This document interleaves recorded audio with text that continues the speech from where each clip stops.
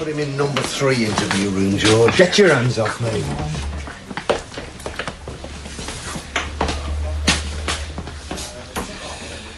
You just sit there, sir.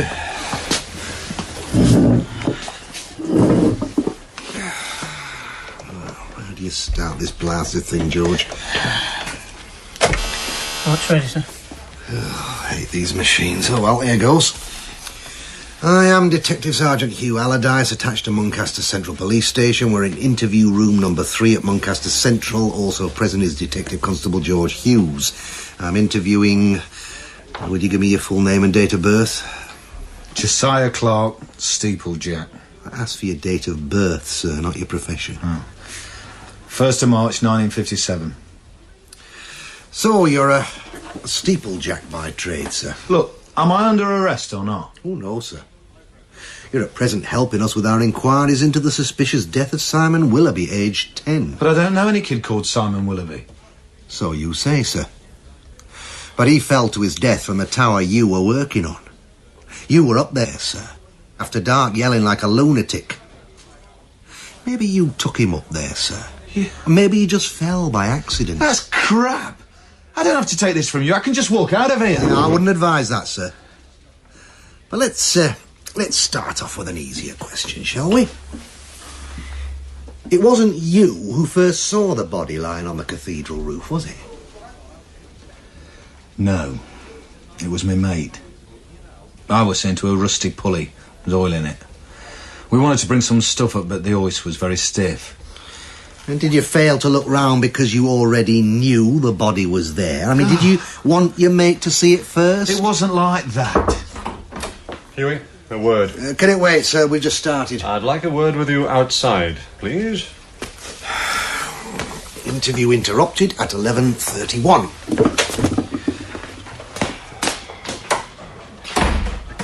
Sir, I was just getting him going. He's all over the place. You're just giving him time to gather his wits. It's not on, Huey.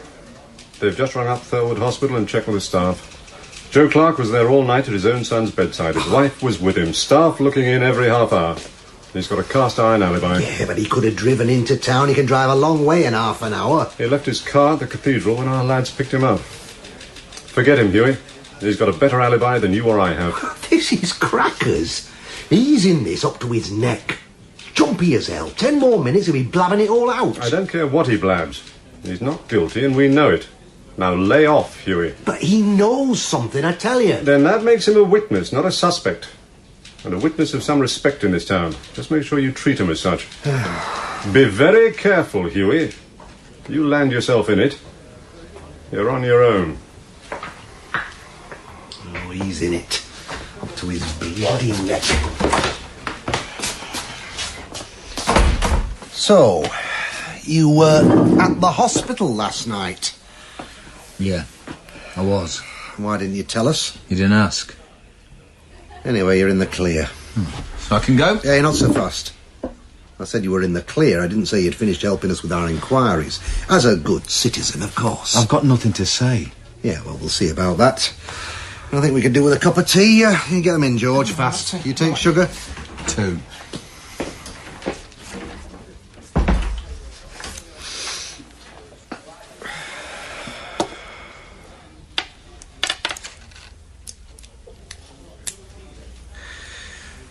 I think you know a few things you're not telling, Josiah.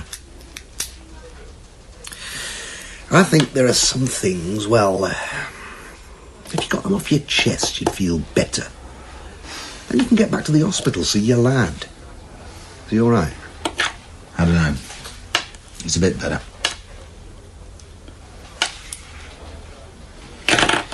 Come on, sir, it's all a matter of making a start. Look. Yeah? I don't want that tape recorder switched on again. Don't you bother about that. Anyway, here's your tea. Just leave them, George, thanks. Oh, all right, sir.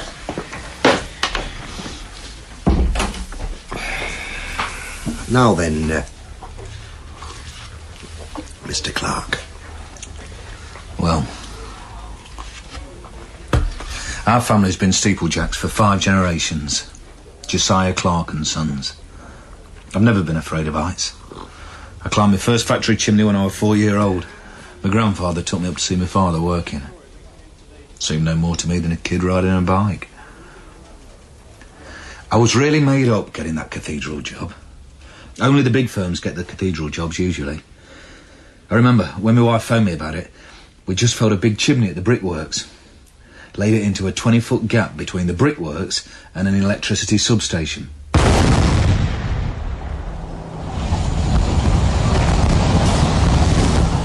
We done it, Billy! Yes! We done it! And not even a window broken! Hey, this is a bin, Joe. You're a genius! Yeah? Phone call for you. It's mine. You can take it to the office. All right, love.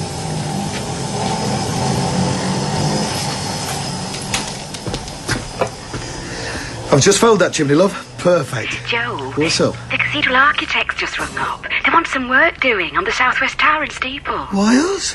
They always use Barris Brothers. But they say Barris Brothers will be tied up at Gloucester all summer. What about Liddell and Lewis? Well, it seems Jack Liddell's hurt his shoulder on the town hall job.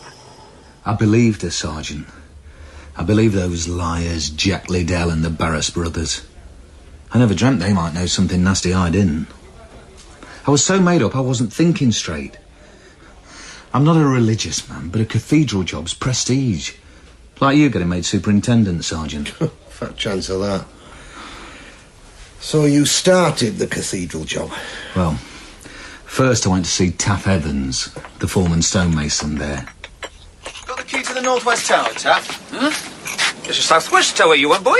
Nothing wrong with the northwest. I want to study the southwest from a distance, through the binoculars. Work out the lie of the land. You can often spot trouble better from a distance. I'll fetch you the key. You what? Oh, there's just one thing. What's that, Taff? Oh, nothing, boy. I'll tell you later.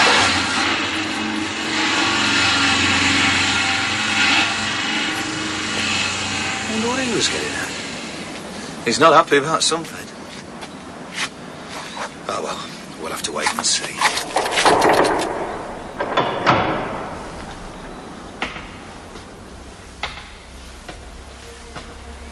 I'm going to enjoy working here.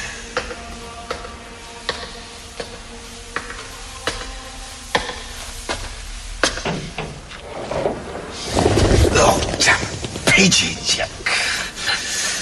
Better wear hobnails for this job. Trainers won't be any use. Better let Billy know. Now, a few bits of rotten stone in the spire. There'll be more around the south side, I reckon, where it gets the wind and the rain. And that weathercock's turning very stiffly. Another few months, it'll be seized up solid. And the gilding's going. Still, there's no we can't handle there. Hey, Josiah Clark and Sons, steeplejacks to Muncaster Cathedral. Who'd have ever thought it? Hello. You're an ugly-looking beggar. An ugly-looking beggar? You mean there were a man up the southwest tower? No, it wasn't a man. It was a gargoyle. You know, a rainwater spout in the shape of a human head. Oh. Well, not human. Most of them were carved to look like devils. Carved and set up in the Middle Ages to frighten off the real devils. And they seem to look more like devils every year as the wind and rain gets at them. And what was so worrying about this one? I don't know. He was an ugly beggar, right enough. And he seemed to be watching me somehow. And I had to keep looking back at him. Well, we started on the Monday morning. Just my mate Billy and me. Billy's the only one I work with. You have to trust your mate up top. He makes one mistake and they're scraping you off the pavement. Death's not in the stone, Sergeant, however rotten it is. It's not in the height, however high. It's inside your mate's head. If he's thinking about someone else, he'll kill you sooner or later. Well, we dragged up the rope and pulley to set up a hoist at parapet level, below the spire. Oh, God, Joe, I'm not getting any younger. Who is? It's miserable, all this. You don't often get damp stone in a tower. And that smell, it's like rotting fish. What the hell would rotting fish be doing in a cathedral? Perhaps some bloke's left his 5 barley loaves and 2 small fishes behind. The Northwest Tower was nothing like this. It's dry as a bone. No smell. Yeah, just dust and mouse droppings and rent-a-kill. The northwest tower was a lot lighter, too. The windows seemed bigger. Yeah, they're both the same, surely. As like as two peas in a pod, people always say. Come on, let's get on. I could do with a bit of fresh air. Yeah.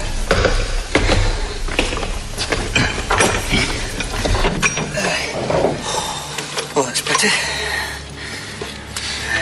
Just like a map, isn't it? That's what I like about this job. Looking down on people, and them smaller than fleas. Hell. Look at that gargoyle. What do you mean, look at that gargoyle? It's no different from the others. Got a bit of carving. Ugly sod, though, isn't it?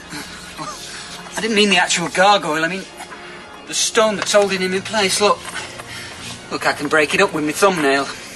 It comes away like cake. It was good Kuiper stone once. Some fool must have bedded it in the wrong way up, so the frost got at it. No, it's bedded the right way up. Look, you can see the way the bed runs. And I tell you something else. It's no age. Been done since the last war. How'd you make that out? Well, there's my Uncle Fred's mark, carved in it. That little fishhook, that was his mark. And he didn't finish his apprenticeship till 1947. That stone is scarcely 50 years old, and it's got no strength. What else is rotten round here?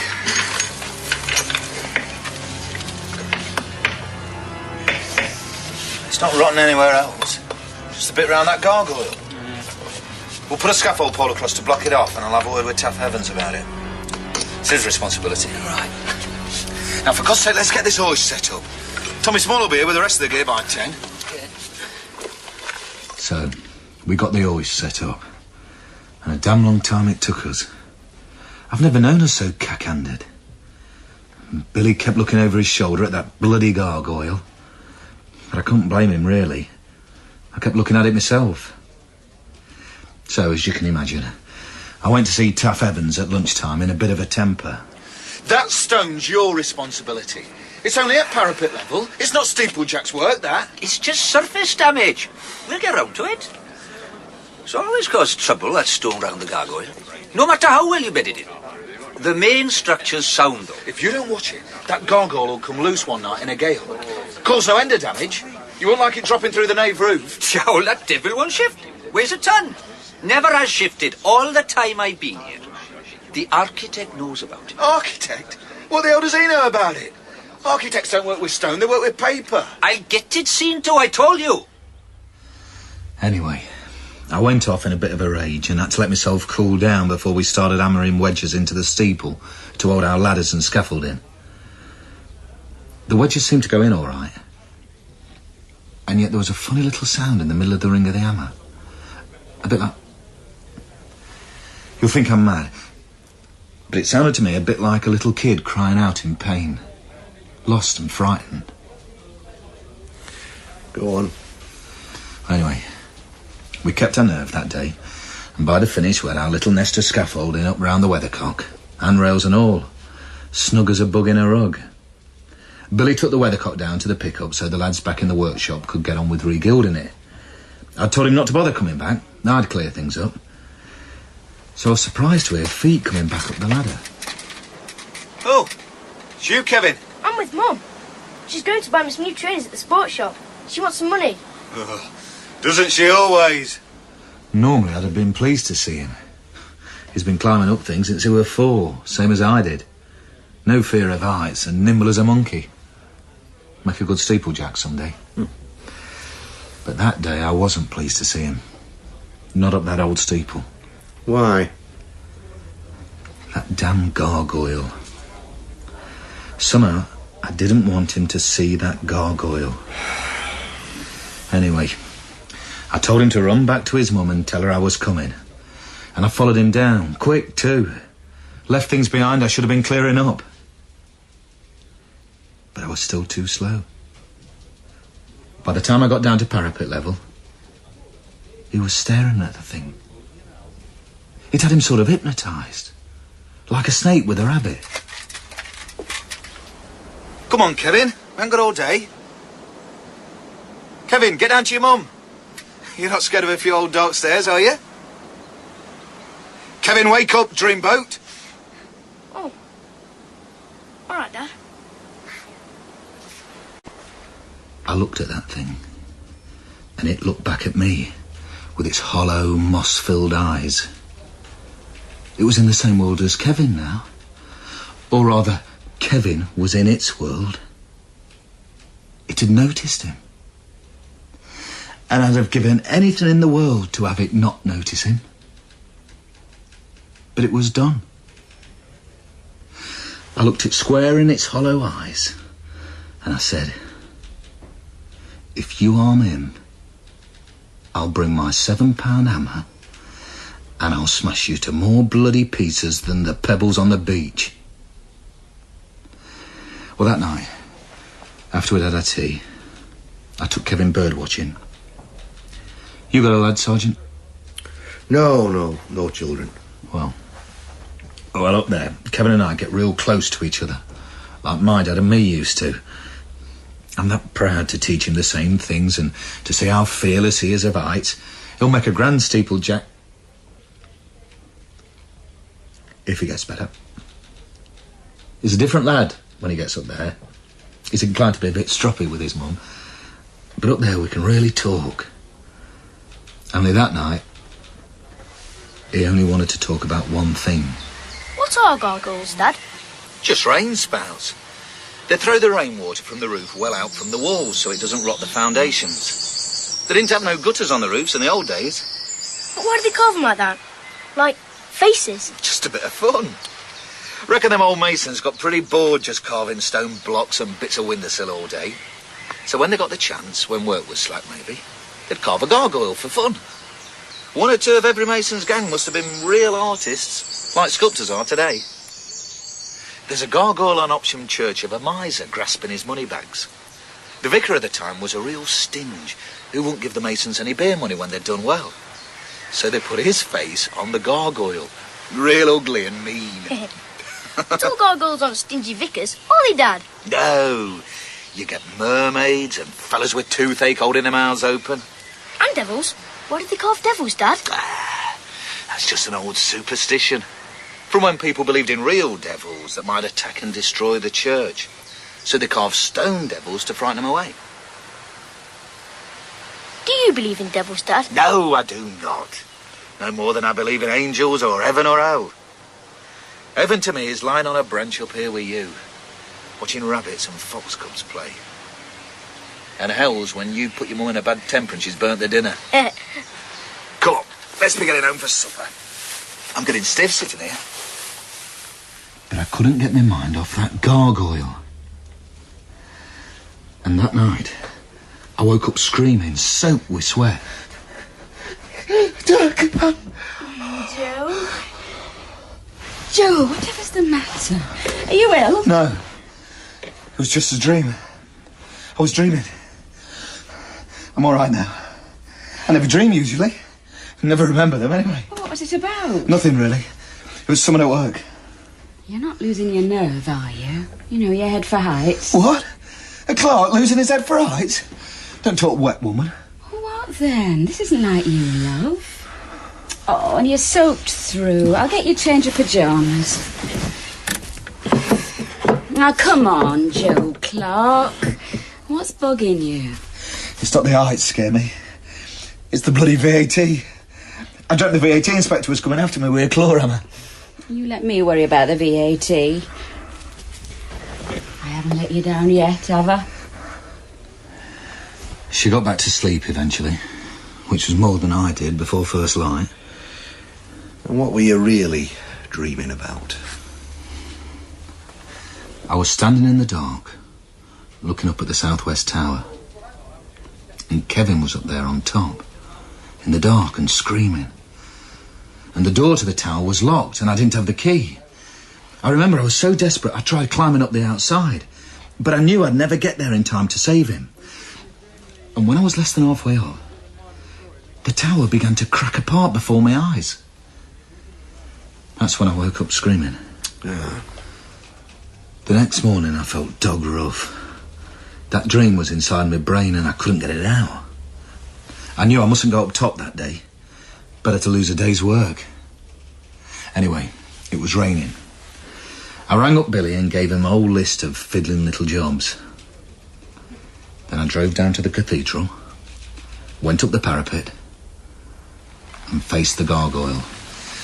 I'll settle you. You see if I don't.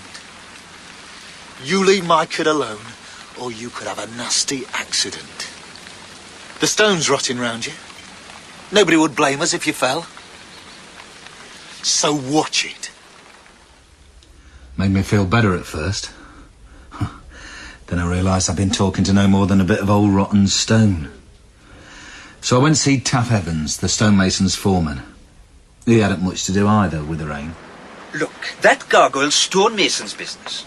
Just go and do your work and let us get on with ours. That stone's rotten. What do you know about stone? We even have to cut your stone blocks for you. Steeplejacks. Jacks of all trades and masters of none. You try hanging from a rope sling 200 feet up. Any monkey in a circus can do that. Stonemason, chap. Hello, it's Billy here. Is Joe there? Yes, he's here. Only I wish he wasn't. He got work to do. It's for you. You and mate. Hello? It's me, Joe. Your missus said you'd gone down to the cathedral to see Taff Evans. Well? Well, I've been on the phone to my Uncle Jim about when he last replaced the stone round that gargoyle. Billy, you're supposed to have work to do. I did all the work you gave me. It didn't take an hour. Well, do you want to know what he said, or don't you? Go on, then. He said he last replaced that stone in 1973. Less than 25 years ago? For God's sake, what did he use? Stuff from his rockery at home? No, the very best carriage. He said he chose the best especially because the last lot had rotted since it were laid in 1954. Flipping. What else did he say? Well, only that there was a very nasty smell while they were working. Even a good wind didn't blow it away. It's a funny thing for him to remember all that time ago. Right. Thanks. I'll see you tomorrow. Yeah, see you. That stone was replaced in 1973. And in 1954 before that. What the hell's the matter with that town? That's our business. Why are you getting your knickers in a twist? What happens to your old record books? Of work you've done? We hand them into the Cathedral Museum. So go and bother them for a change. I got work to do. Excuse me. How can I help you? I'm the steeplejack working on the tower. Sorry about being in my working clothes, but I was told you had the old record books from way back of work the stonemasons did on the cathedral. Oh, yes, of course. They're fascinating. Almost like a ship's log. We've got them going back to 1846. I keep them in my office. Would you like to come through? Thanks.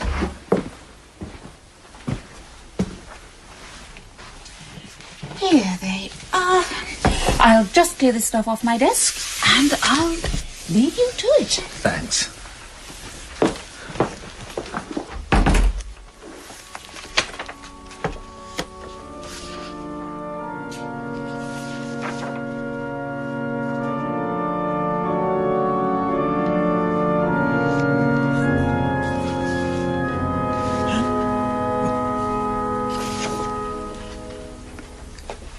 And in 1848, replace rotten stone round gargoyle in southwest corner of southwest tower. That's every 20 years, roughly. Back to when the records start. You found what you were looking for, Mr. Clark? Oh, how? The stone round one gargoyle in the southwest tower's been going rotten every 20 years. Doesn't sound too good. No wonder the Restoration Fund never stops having appeals. But it's against nature. That Kuiper stone should last for centuries. Oh, well, why is it rotting then, do you think? I don't know. But it's more than that. Every time it's replaced, there's trouble. Work held up by a broken pulley. Scaffolding blew down in high wind. In 1932, a bloke fell and was taken to hospital with a fractured spine. It must be dangerous work up aloft. But it's not. If you're careful, it's as safe as houses. There's something funny about that southwest tower. Now, there is something unusual in its history I should be able to remember. I can't. Ah, here's Mr. Morris, the bishop's chaplain. He'll know, I'm sure. Mr. Morris, can you spare us a moment? Speak, ma'am, for your servant hearers. How can I be of help? Ah, Mr. Clark, isn't it? Our worthy steeplejack down from his high endeavours. Mr. Clark was asking about the history of the Southwest Tower. Now, I know there's something odd about it, but I can't remember what. The Southwest Tower, oh yes, a very strange business. But it's better that Mr. Clark sees the difference for himself. Come, let's take a short cut through the cloisters. Right. Now, if we just walk across Cathedral Green, you'll see what I'm talking about. There we are. The Southwest Tower. Look at it closely, Mr. Clark. Then look at the Northwest Tower, its twin. They look the same to me. Look closely, Mr. Clark. Oh, the window arches are more pointed in the Northwest Tower, I suppose. Got it in one, Mr. Clark. Well done. And what does that mean? Don't refine it. It means the Southwest Tower was built nearly 300 years after the Northwest one. The Normans built both towers together up to roof level. Then they ran out of money and stopped. That happened all over the country. They finished the Northwest Tower in 1257 in the early English pointed style. But we had to wait until 1538 for the other one. Why was that? I don't know all the details, but I will find out for you. Good day to you, Mr. Clark. I spent a bit of time hanging round the Cathedral Green, just looking up at that tower. I felt a bit better, because I knew by then it wasn't just me being crazy. There was something odd about that great lump of masonry, but nobody wanted to talk about it. Not a lot to go on. Oh, no.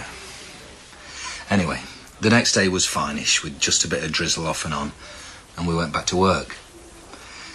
I spent the morning in a rope cradle, dangling down the spire, marking out the rotten blocks of stone with yellow chalk.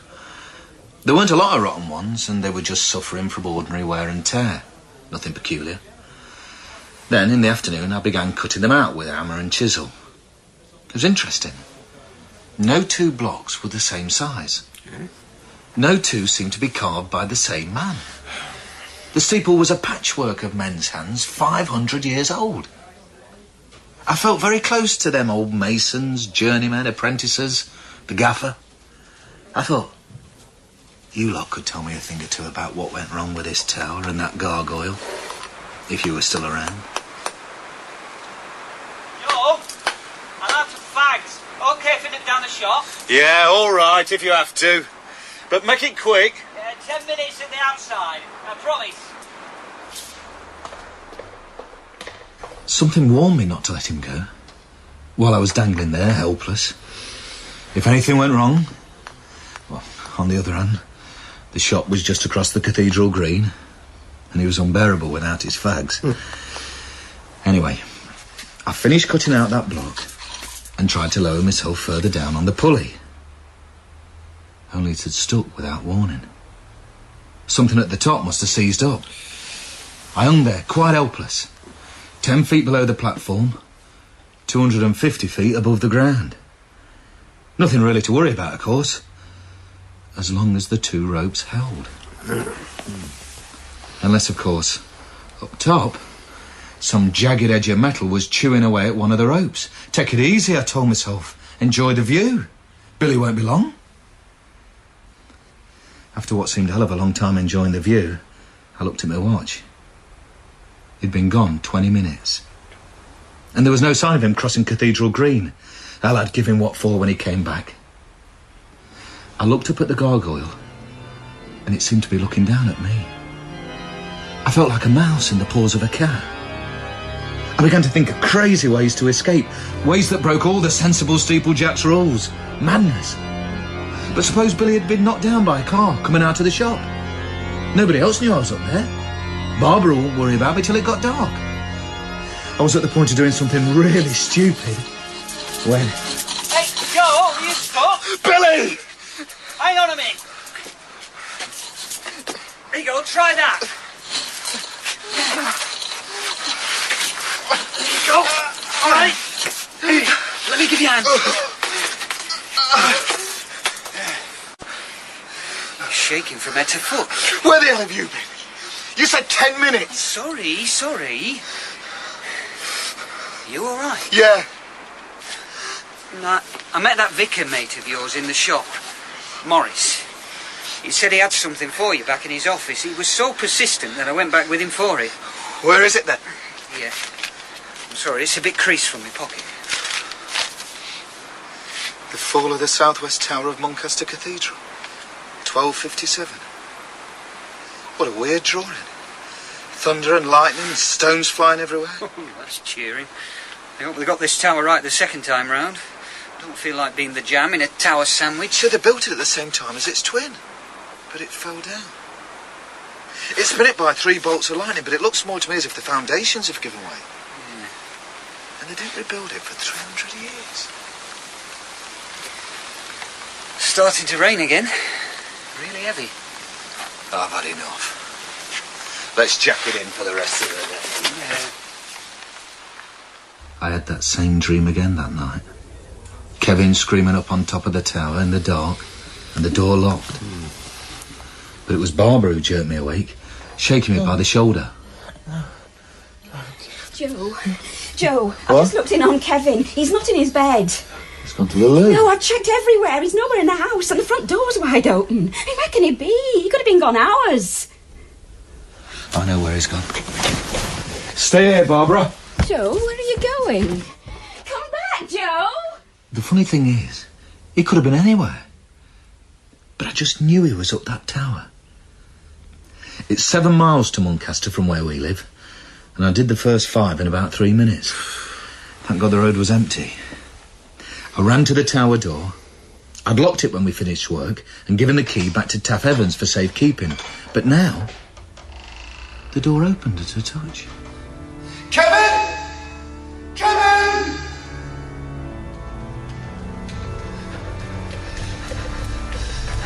I reached the parapet. No sign of him. I stared at the gargoyle in the dim light that came up from the lampposts in Cathedral Green. If you've hurt him, I'll finish you. I'll batter you into grains of sand real slow. But it just stared back at me. Then I looked up and saw something fluttering up top, on top of the spire. I went up the steel ladder, still in my slippers. But when I got to the top, there was no sign of Kevin. The white fluttering thing was just an old piece of rag Billy must have tied around the handrail to keep it handy. Kevin! Kevin! Then suddenly I thought, Oh my God. had he come up all this way and then fallen? I looked down, terrified of seeing a dead body lying on the nave roof. You mean where we found the dead lad the day later? Yeah, but the moon went behind a cloud and I could see nothing at all. Kevin! I was near out of my mind by then, but I couldn't help noticing lights going on all around the cathedral close. I saw the car stop. I saw the blue flashing light and I thought, they've come to tell me Kevin were dead. I was not out of my mind, I tell you. I had to get out of there. Here he is! Hey! You up there! What you doing, sunshine? What do you want? It's a bit cold up there, isn't it? Fancy a nice hot cup of tea? If you could work your way down... Somehow their tone encouraged me. It wasn't the way the police talk to bereaved parents. I came down like a lamb, though I was limping badly by the time I reached the parapet level. Your lads took a very firm grip on my arms. Now, what have you been up to then? Well, he's not been drinking. Drugs, you reckon? It's okay, you can let go of me. I'm the steeplejack working here. Oh, yes. The night shift, are you? Or just working a lot of overtime? Look, I'm sorry if I caused any bother. Bother? You've got the whole close roused. The Dean himself rang us. It's not case night, this is. First, that half-naked kid walking round like a zombie, and well, a kid dressed in pyjamas walking across the close an hour ago. We nearly knocked him down. Stepped out right in front of us. He seemed to be sleepwalking. We couldn't get a word of sense out of him, so we took him down to the hospital. Lad about 12, fair air. Yeah, that sounds like him. I'm his dad. I was looking for him. Come on. We'll run you out to the hospital. And you can give us a few names and addresses as we go.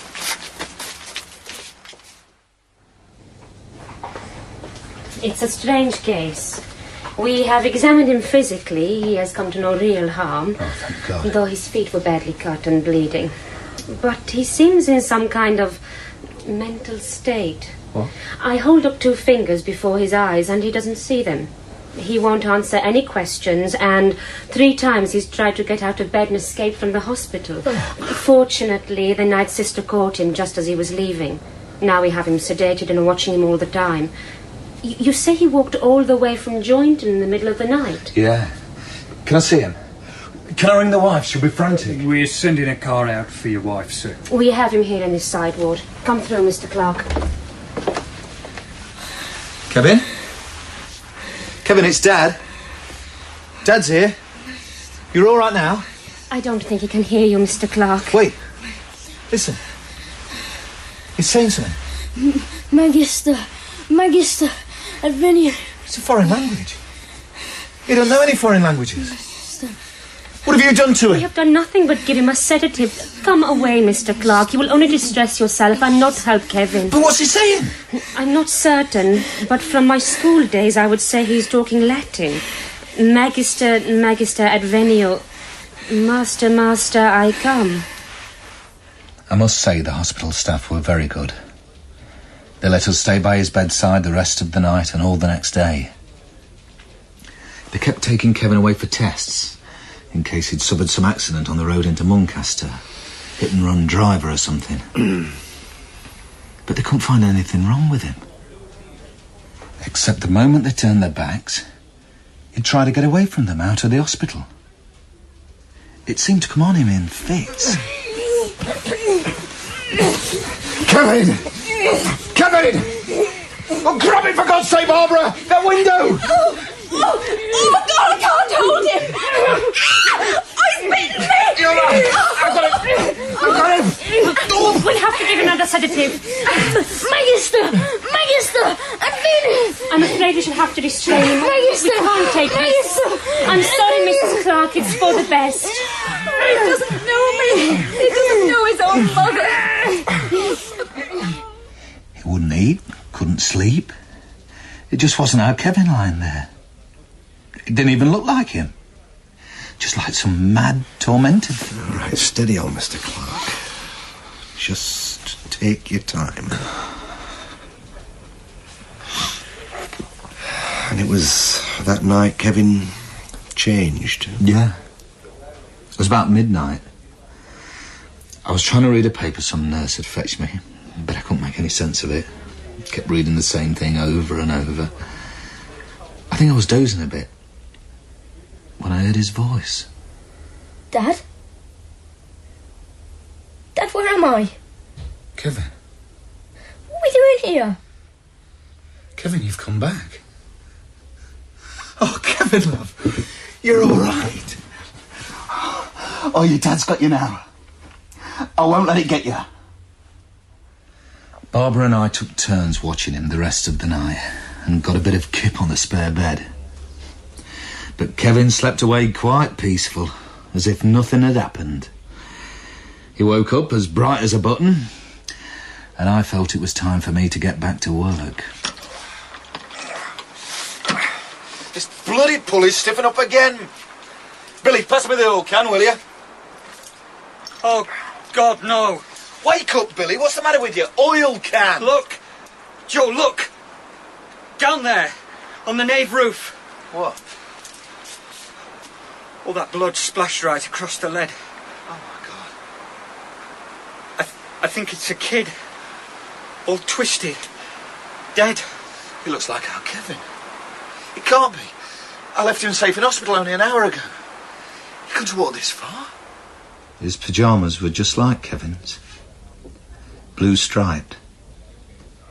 And his hair. A little breeze kept lifting it. It was the only thing that moved among all that splatter of dried blood. You couldn't make out any face. And the blood was all dry and caked. We went down to him. It was as cold as stone. No, not your Kevin. Canon Willoughby's son. The same age. A They just reported him missing, rang up from their home on Cathedral Green. And I know why he died. Why did he die, Mr. Clark? Because that devil of a gargoyle let go of our Kevin and took him instead. He died and our Kevin was free. Oh, so we're back to your gargoyle again. Don't you believe me, even now? Oh, I believe you've had bother with your lad. I talked to your wife. I might even believe he was heading for the tower that night when my men found him. But that's as far as I go. I deal in facts, Mr. Clark. Like, did your son know the boy who died? And more to the point, if you locked the tower door, like you said you had, how come that lad found it open so he could fall to his death from the spire? Now, look, I said I locked that door, and I did. Have you got your own private key to that tower, Mr. Clark? No, I have not. Then if you didn't have your own key and the door was locked, how did you get up there that night? I don't know. You see, the morning after you'd made that disturbance, the Dean went personally and checked that door, and it was locked. So how come it was open the following night for that lad to fall to his death? That door must open and shut of its own accord. Like a mousetrap setting itself. It's that... No, it has nothing to do with your famous gargoyle. Nothing whatsoever. See, we got a locksmith to look at that lock.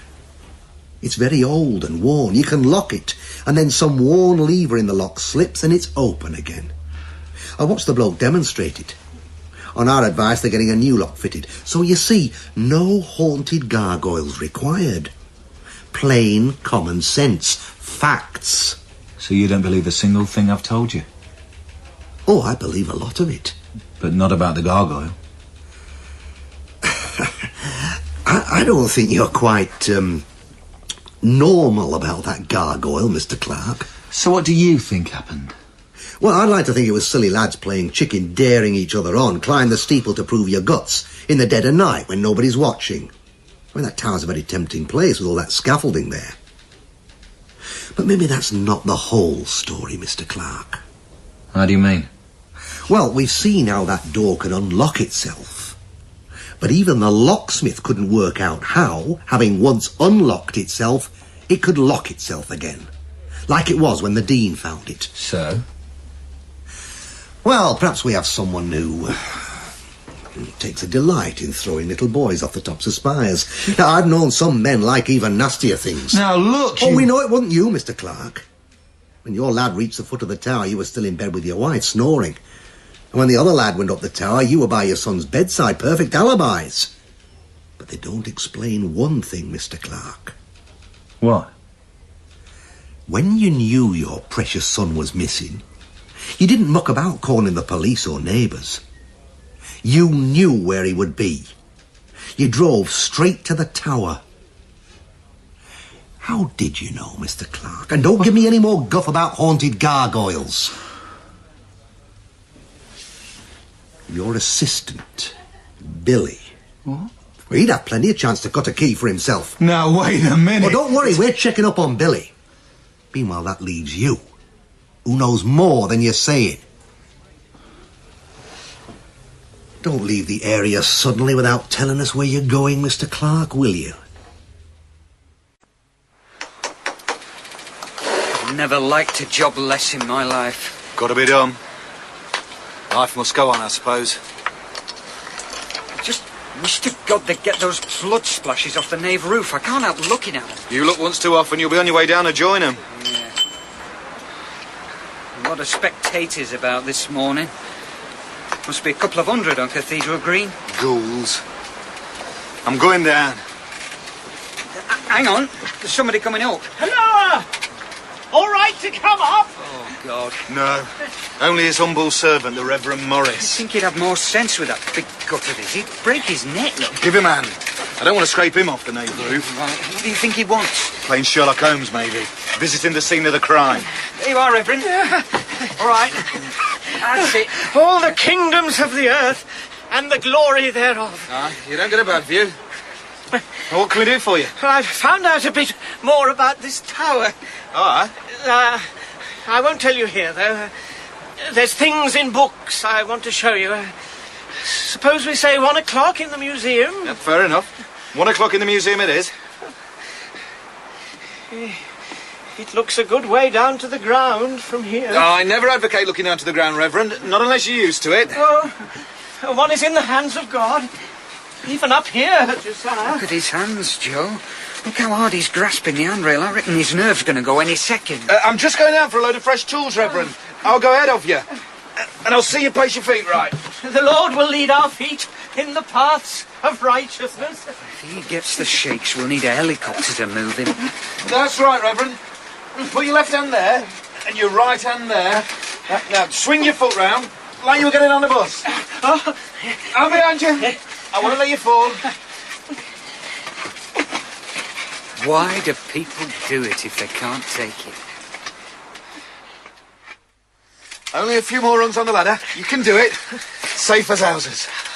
Good. That's good. Now take a deep breath. There you are. Solid ground. Only the tower stairs, and they've got a handrail. I'm perfectly all right. You can let go of me. Perfectly all right. I'd lay off heights in future. I'm at home anywhere in the hands of God. I'll see you in the museum at 1 then. What does he have to pretend for? Now, here are the record books of the old abbey. The ecclesiastical records of the monks of Muncaster, each covering 50 years. I've marked the places. The word to look for is the verb edificare, for to build. Right. Well, after the tower fell, they had 3 more shots at rebuilding it. In 1314, 1385 and 1414. None of them got much above the nave roof before collapsing. Each, in turn, fell down. The foundations gave way. The old masons called it the serpent in the sand. Serpent in the sun? Must have been big to fetch a whole tower down. The real trouble is that the whole cathedral's built on a bed of sand, with a bed of rock salt underneath that. Sand and salt are safe enough till you get underground springs of water moving through them, washing them away. That was the serpent in the sand, an underground spring welling up. Get away. And when the old masons dug down, after the tower fell, they found the remains of old water channels and caverns with smooth sides. They thought they'd been made by the serpent in the sand. The springs came and went with the years, and nothing could control them. Salt subsidence. Just good old salt subsidence.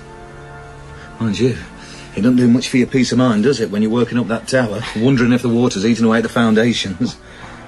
The sooner we finish that job, the better I shall like it. No, don't worry, Josiah. That tower's stood for nearly 500 years, and the architects have all sorts of little devices that give warning. Yeah, I know, I've seen them. Little bits of glass fastened across cracks in the masonry that break when the building shifts on its foundations. But it's a bit late to start running if you're up top when the glass cracks. I'll remember you in my prayers. Thanks. But it beats me why that tower is still standing.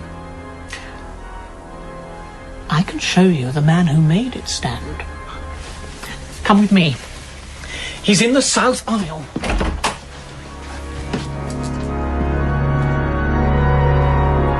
Look. He's up there, in the stained glass. I thought the glass was all Victorian. Oh, there's some medieval glass remaining. Cromwell's men left us a bit. Anyway, there he is. That monk in black and white, cradling the little model of the tower in his arms. John of Salisbury. The last abbot of Muncaster, when it was an abbey. Do you mean that little hunched up figure? God, I've never seen an uglier face. But I've got news for you, Reverend. That's not John of Salisbury, unless he carves stone for a living. Can't you see what he's got in his hands? Hammer in one, and mason's punch in the other. That's a master mason, or I'm John the Baptist. Mr. Clark?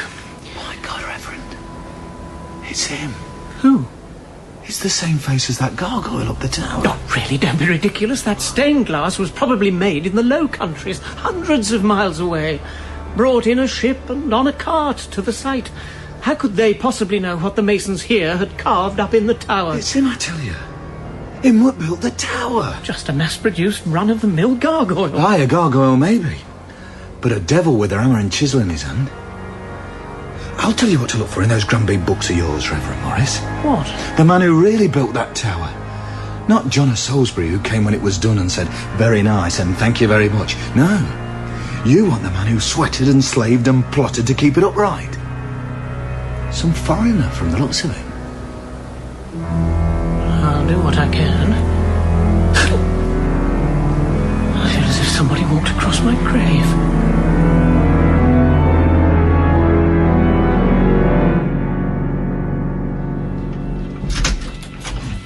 Barbara, I'm home. Surprise, surprise. Go and see who's burning his eyes out watching telly in the lounge. They've let him come home? Yeah, they rang up after lunch. They'd no more reason for keeping him in. Fit as a fiddle, they said. I thought it'd make a nice surprise for you. Kevin, how are you?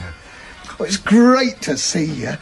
Give your dad a big hug. Lay off, Dad. I'm watching telly. Oh. Pardon me for breathing. Sorry, Dad. Never mind, love. At least you're glad to see me. I am. But we've got to talk, Joe. What about? I'm worried he might start sleepwalking again. Yeah. I want him sleeping in our bed. Oh, God, Barbara. He's a big lad for that. And he kicks and snores. We won't get a wink of sleep. And I want you to sleep in his bed. Oh. Yeah, I suppose you're right. Nothing's changed, really, has it? It won't be forever, love. I suppose it's for the best. But it's not just at night, is it? He could do a bunk any time. Joe! Joe, help me! Help me! Oh, help me, Joe. I can't hold him. He's biting my arm, Joe. He's all bloody. Let me have it. Oh, little... Don't you start biting people. Oh, Joe, careful. He's only little. I don't know where he gets his strength from. Ow! Give us a hand, Barbara. He's all slippery with sweat. I'm to the floor with you, Melanie. Let's see if you can bite people with both hands behind your back. What's he saying, Joe? I don't understand it. I've known grown men without this strength. I'm bleeding like a stuck pig. I can't get a grip. Barbara, get something to tie him with. Oh, no, Joe, you can't. Go on! Magister, I'm feeding you. Bartlington! It's all I can find. Don't hurt him. I'll tie his arms and his feet. Then maybe he'll give out. Oh, Joe, he's all bleeding and you're all bleeding. I'll ring for the doctor. No! I don't want him going into that hospital again. They'll not watch him well enough. What then? I want him right away from Muncaster. As far away as we can get him. Let's come to your Margaret's. I'm a wrist with. At this time of night, they'll all be in bed asleep. Well, we'll have to wake them up. It'll be nearly morning by the time we get there anyway. But why, Joe? Don't stand there asking questions. Go and get dressed up warm. And fetch me my jeans and sheepskin jacket. I'll tell you as we go along. Do you really mean it about that gargoyle? Every word. But maybe it'll lose its power over him the further we get from Muncaster. I just can't believe it, any of it. Well, what about that wrist of yours then? Has it stopped bleeding yet? Oh, Joe, I can see his teeth marks. Get a grip on yourself, woman. Oh, it'll take hours to get to have a wrist with. I don't know. The sign for Farnham's just coming up. Any minute now. Then over the River Dee into Wales. We'll be there before your Margaret's up. What are we going to tell them? Let's meet that one when we come to it. Ah, the river's full. Lots of rain recently. In Wales, anyway. You turn left at the far end of the bridge. There we are. Safe in Wales. Dad? Dad, where are we going? In love. My wrists hurt. And my legs. I know. Dad, I can't move. Oh, it's all right. Thank God it's over. He's back with us. It's all right, son. Your mum and dad's here with you. Untie him, Barbara. I don't think he'll give any more trouble. There you go. Where are we? What's going on? It's all right, My arm all bloody. No, sweetheart. Now steady. I've got you. You're safe. Joe, what's happening? He's safe, love. For good. That's what's happening. But how do you know? Something I read in an old book once. Evil doesn't work across a river. What kind of book? I know it sounds silly, but a book on black magic. Oh, Joe. Now, don't you worry your head about that now. Kevin will be perfectly normal from now on. Water stops, whatever it is. Unless what? Unless whatever it is has found another victim when it couldn't have Kevin. It did last time. Come on. We've got to get to a phone. Muncaster Central Police Station, yes? Can I speak to the duty inspector? I'm afraid the inspector's busy at the moment. Can I help? This is Josiah Clark, the steeplejack. The one working on the southwest tower. We've been trying to raise you, sir. We sent a car out to fetch you from your home. I'm not at home. I'm speaking from Wales. Wales, sir? I'm staying with relatives. Well, I think Something happened. You'd better come back to Muncaster straight away, Mr. Clark. Why? We have a few questions we'd like to ask you. What's happened?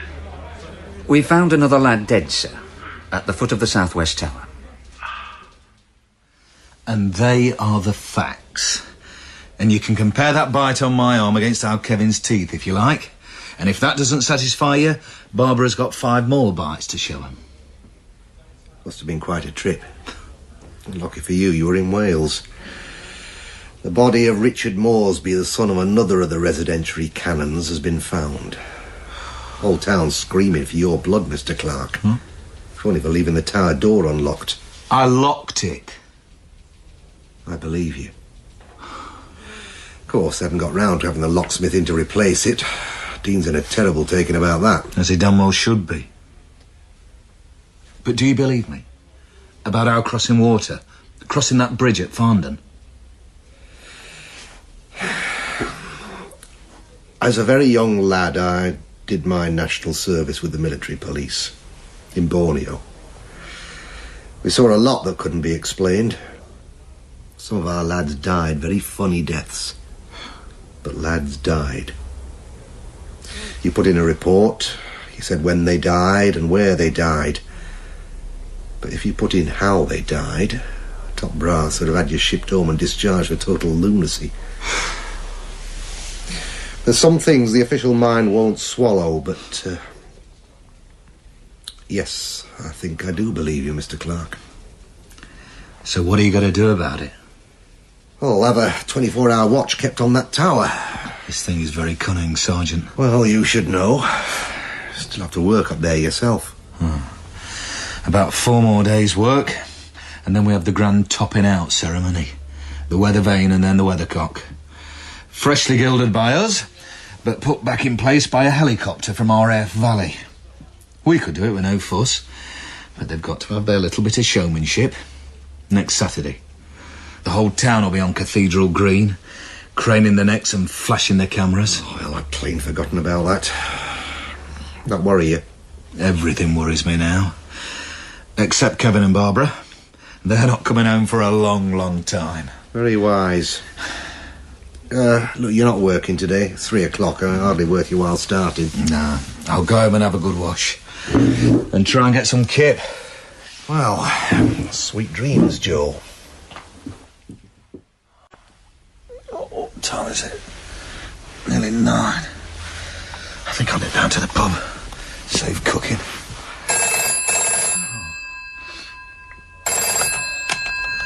Hello?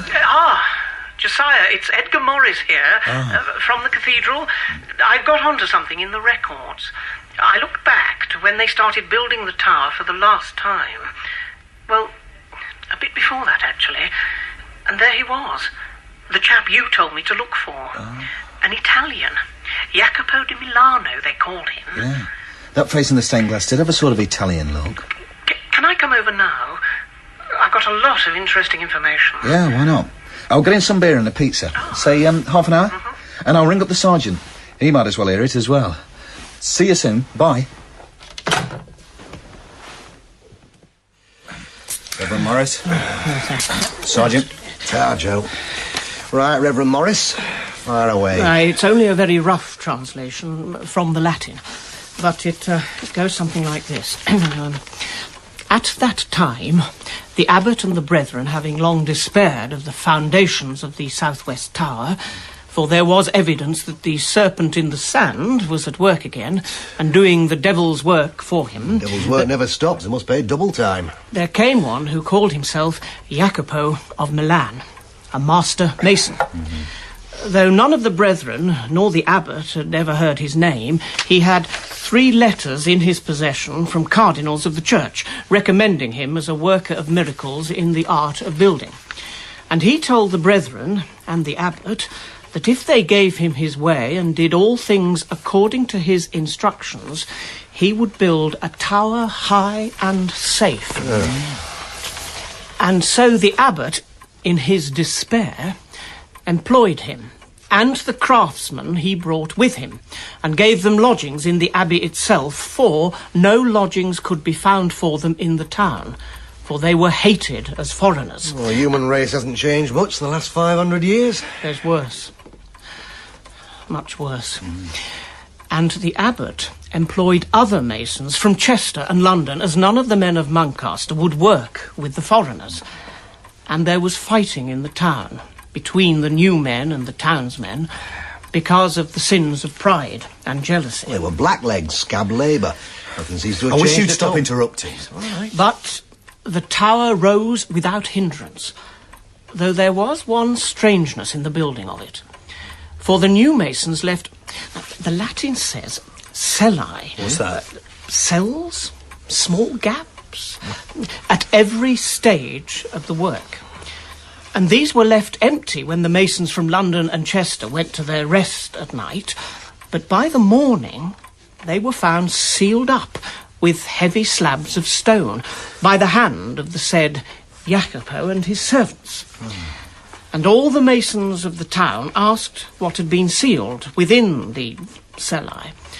And when the abbot asked Jacopo, he said writings of power had been sealed up there to hold up the tower against the serpent in the sand. And the men of the town said that these were charms of the devil. But Jacopo told the abbot they were from Holy Writ, found in special places, such as after the downfall of the walls of Jericho. Oh, come on. But he would tell no more, though the abbot pressed him hard. I knew the southwest tower was different. And not just the shape of its arches, the whole place stinks of evil. When the tower was complete, the abbot paid Jacopo of Milan the monies that were due to him, and the said Jacopo departed and was never seen or heard of again. But the bodies of his 2 servants were found in the town, murdered so foully that none but one monk could recognise them, and he had been the one who had given them their food. Case for you, Sergeant. A bit before my time. No, listen to this. Stories were told in the town that they had been the servants of the devil himself, and that the devil was Jacopo of Milan. And there were affrays in the town against our brethren and our house, and our brother Thomas of Son was slain, and the men of the town foully cut off his head and played football with it through the streets. And he was the brother who had fed the servants of Jacopo of Milan. And then the abbot sent for the high sheriff at Chester, who came and hanged 5 men of the town. Very nasty. Well, I bet that settled things down. There's something up there. Really evil. Well, I've found out 1 or 2 things as well. Oh, yes? We've had post-mortem reports on the 2 dead boys. Not a mark on them, apart from injuries sustained falling off the tower. And they walked up to the top themselves. They weren't carried. We found dust from the tower stairs on their feet. No signs of any struggle. They weren't willing. Eager. Like how Kevin would have done. And I've been looking up old newspaper reports from the time the tower was repaired before. Now, in the 50s, 2 young lads disappeared from the town. There was a national hue and cry, but no trace of them was ever found. And in the 1930s, one of the masons murdered his own son, aged 11. Ah, it had to be very rough on Kevin last night in the car. They could have arrested me for molesting him, the injuries he had. And it didn't feel like it was Kevin at the time. It felt like fighting a wild beast that could have killed me. And that voice going on and on, Magister, Magister advenio. Lord, Master, I come. Oh, God. Your lad's still in Aberystwyth? Yeah, well, I'll stay till it's all over. But what are we going to do? The town's full of other people's kids. Yeah, well, I'll keep that day and night watch on the tower if I have to do it myself. What about that lock on the door? Well, I can't find one to buy that will fit. I have to have one handmade, and that takes time. I'd like to nail that door up. But you've got to keep on working up there. Yeah. The sooner it's finished, the better. Well, things always seem to have settled down before, once the work on the tower's finished. You're whistling in the dark, Sergeant. Just whistling in the dark. Yeah, I know. You should try working on that steeple. Every time I hit the stone, there's a ringing sound. I've never heard it before. It's like kids crying out, terrified in the dark. But more than that, the whole tower's thrumming with energy, just waiting to be let loose.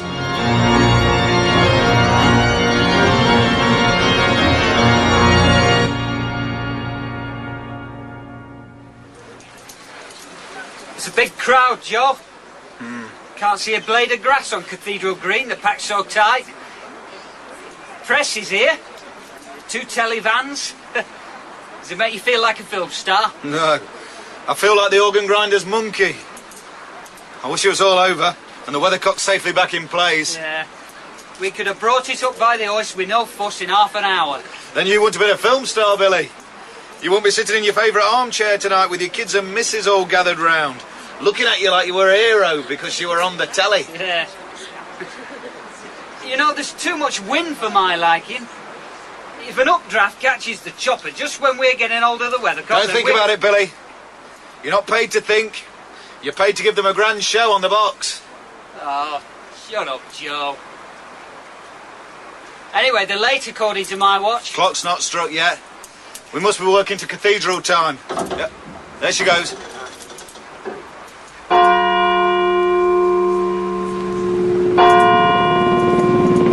Good old RAF. Never more than 2 minutes late.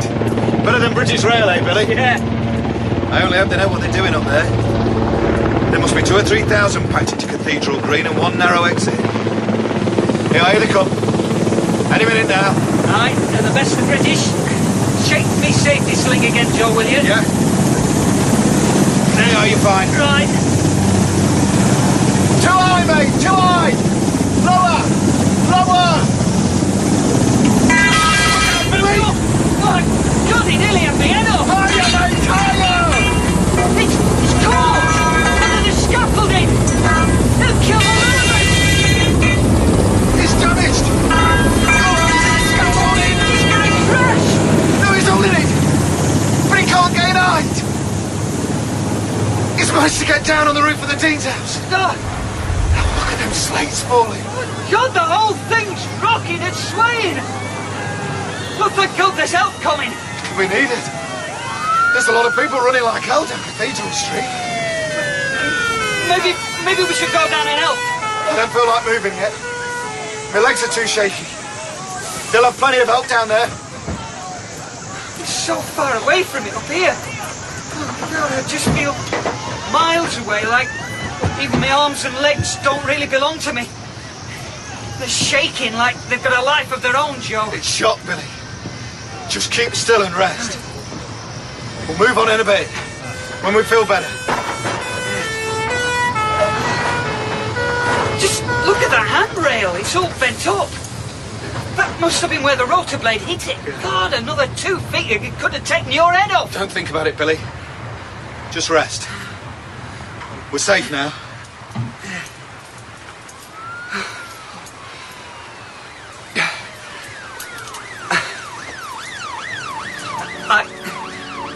I think I'm ready to move now. My legs have stopped shaking. Here we go. Joe! The whole scaffolding's moving, it's all loose! The helicopter must have loosened it. Keep still. Dead still. Just try to edge along towards me, Billy. Take it by inches. I don't think I can! My legs and arms are shaking again! Oh, come on, Billy. You can do better than that. You're an old hand. You're a steeplejack. Better. Come on, you can do it. We can do it. We're mates, remember? Oh, God, Joe! Hang on, Billy. Joe, you're starting to get the shakes as well. Better go while you can still move. Don't talk, Daft. I'm not leaving you here. Go and fetch help. I can manage till you get back. I can still hang on. Okay. We'll get the fire brigade up in a jiffy. Hang on, lad. I won't be long.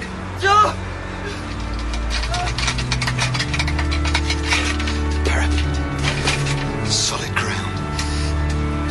I'm down, Billy. Are you okay? Yeah, I'm okay, Joe. I'll be back.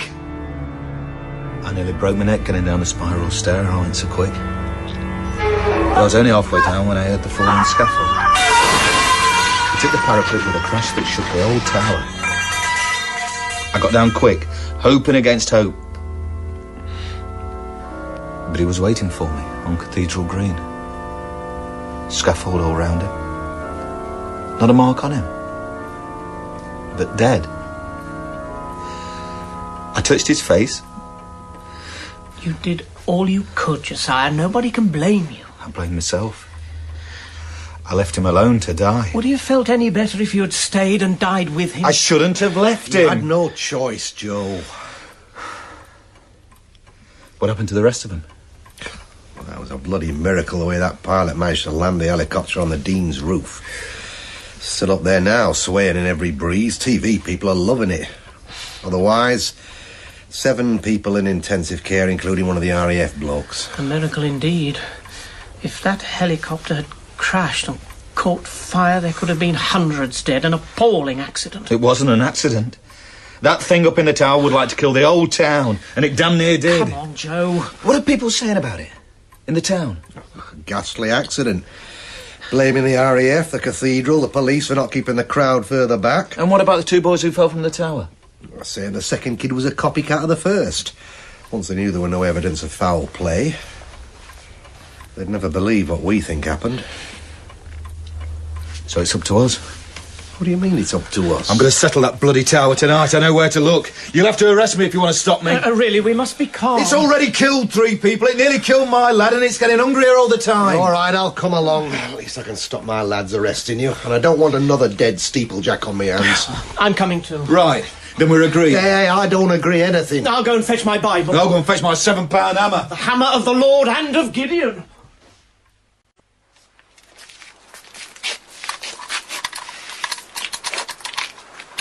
Blast it. What's wrong? Key won't turn in the lock. Yeah, let me try it. No, I can't budge the swine. Let's have your torch. It's the right key. Number 17 stamped on the handle. The lock's packed up for good. Maybe this tower's just a little bit scared of us. Well, it's too late for that now. Stand well back.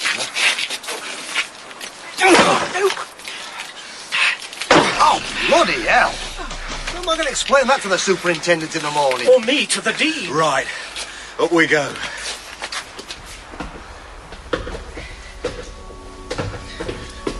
The walls seem clammier than I remember them. Dripping with moisture. Oh, the air's very stale.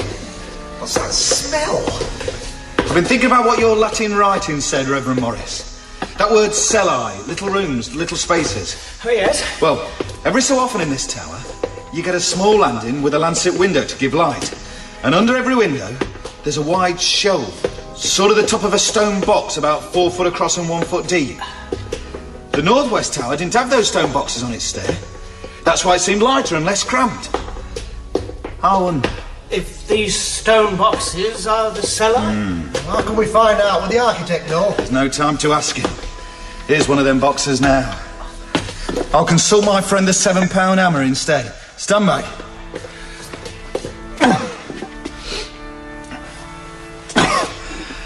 Just enough to crack the mortar and not give the Dean a heart attack. Now, if I shove in the other end of the hammer handle and use it like a lever. Aye, it's moving. Here she comes.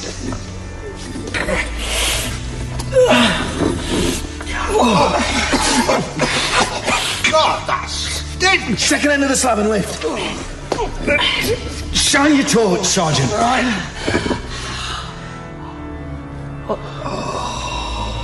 What is it?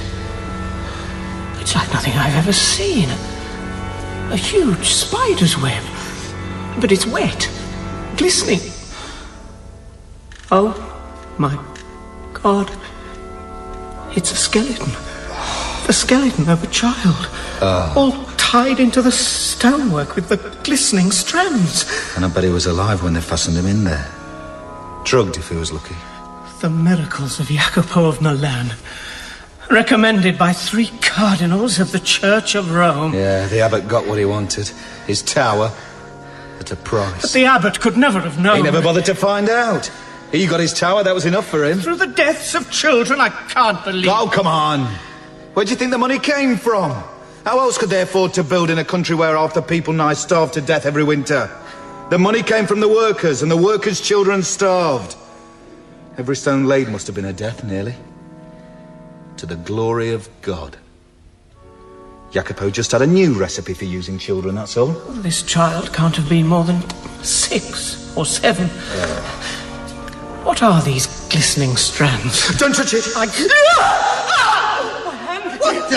Don't touch his hand! For God's sake, don't touch his hand! What's happened to it? I mean, the skin's gone!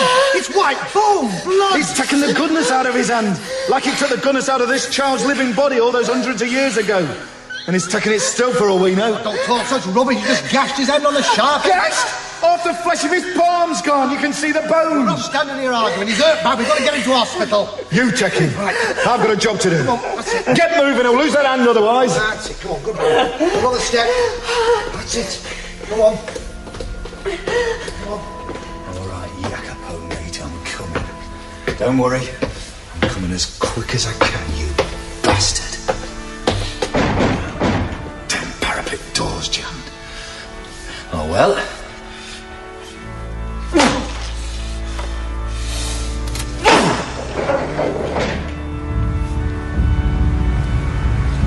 Is it just the wind? I can't remember the tower shaking like that before. Now, Jacopo, mate, you knew your trade and I know mine. And I know where you are, because the stone is rotten where you are. If we hit the stone there,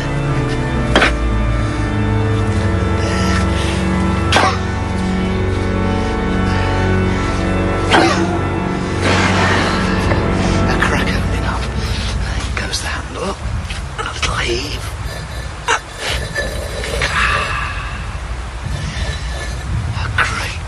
Big skeleton this time.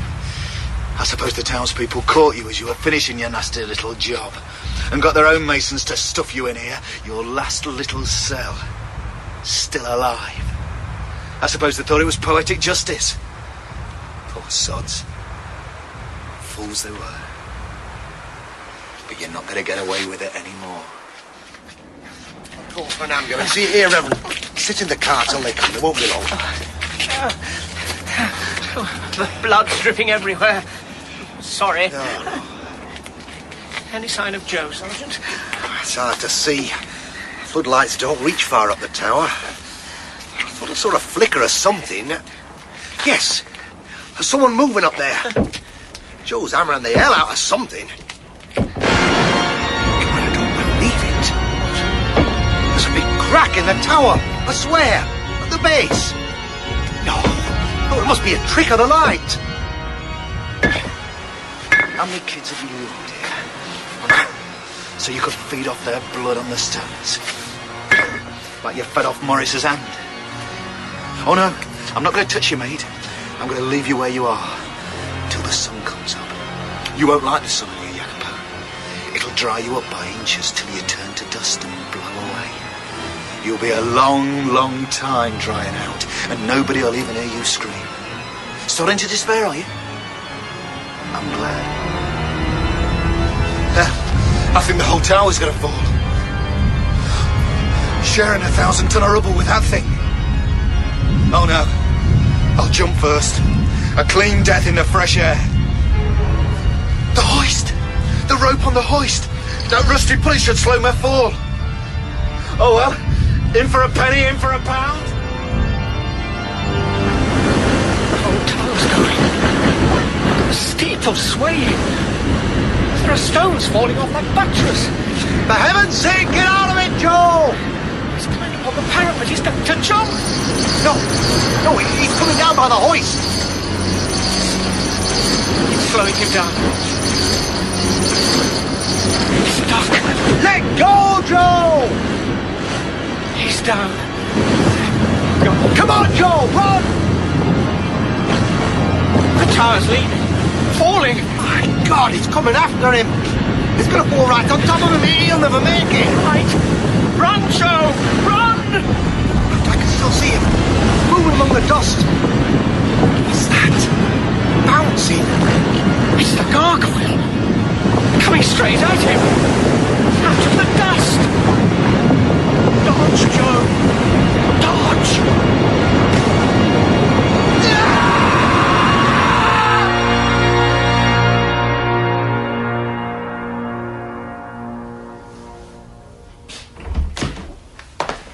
Hello. How are you getting on? OK. 2 cracks in my pelvis. But they say I'll be back up top in a couple of months. Good as ever. Well, rather you than me. Josiah Clark and Sons, steeplejacks for 5 generations. Only no more cathedrals. I'll leave that to my betters. But if you've got a chimney you want, fella. Oh, yeah, I'll let you know. How's Reverend Morris? Oh, I think they'll just about be able to save his hand. With a lot of skin grafts, but he'll never play cricket again. I doubt he was any good, with that great gut on him. Oh, he wasn't a bad batsman. Anyway, the big news is he's given up the church. Lost his faith. Finding that child's skeleton, I suppose. Couldn't believe a loving God could allow such things to happen. All kinds of nasty things happen to good people all the time. He was going to retrain as a social worker instead. I think that's a pity. How come? Well, he might have lost his faith in God that night, but... What? Well, when I was running from the tower, and that gargoyle was bounding across Cathedral Green at me, like a bouncer from a West Indian fast bowler... Yeah? Well, something, a voice, quite clearly, told me to duck. Eh? It missed me by a whisker. I felt the draft of it going past, and it did a lot of harm to Harrison's greeting cards and gift packaging. I've been wondering since, off and on, who that voice was. Well, whatever next. Going to become a vicar, eh? Chimneys will do me. Look, Joe, what exactly happened up there that night? I showed our friend the light of day. I don't think he fancied baking to death when the sun came up. So he sort of gave up. You're not trying to tell me he was alive after 500 years? Maybe you're in the wrong kind of hospital, Joe. You didn't see him. Half a skeleton, half a kind of oozing vegetable, with a root going down into the stone. He was alive, all right. That's why he needed more young boys, splattering their blood on the stones. No, Joe, no. You were half crazy that night. It was dark. You couldn't see properly. You thought you saw something. It was there. I saw it, I tell you. Steady, Joe. It doesn't matter now anyway. Whatever was there is gone. Gone? Where? They're using the rubble as hardcore for a hypermarket car park out Sanderson Way. They'll be well buried under a foot of tarmac. Did they find anything? Demolition contractors haven't reported anything unusual. Everything crushed into very small particles, I expect. Yeah. What did the architects say? I reckons the foundations just gave way. Underground springs. So the serpent in the sun came back? Salt subsidence.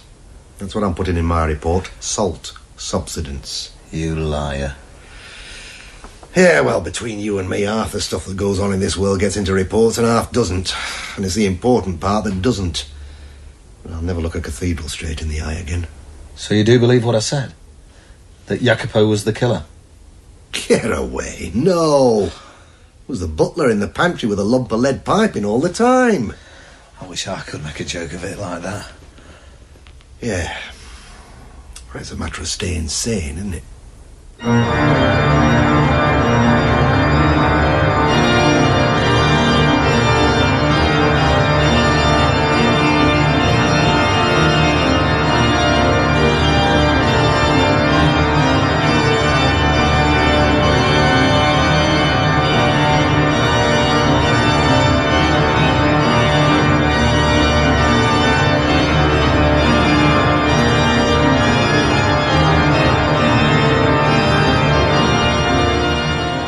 The Stones of Muncaster Cathedral by Robert Westall, Peter Meakin played Joe Clark, Terry Malloy, Sergeant Allardyce, and John Webb, the Reverend Morris.